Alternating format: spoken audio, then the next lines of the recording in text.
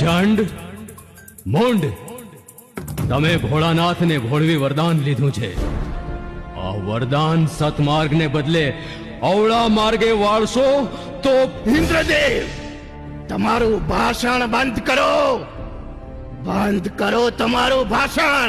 અમારા ચંડમુંડ મહારાજ સર્વશક્તિમાન છે, એની શરતનો સ્વીકાર કરો.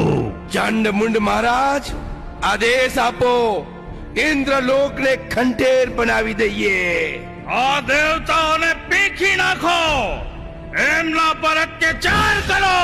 ઇન્દ્રાણીને ઢસડી લાવો, હાહાકાર મચાવો. થોભી જાઓ. મહાદેવના વરદાન સામે હું અક્ષમ છું. અત્યારે ઇન્દ્રલોક તમારે હવાલે કરીને જાઉં છું.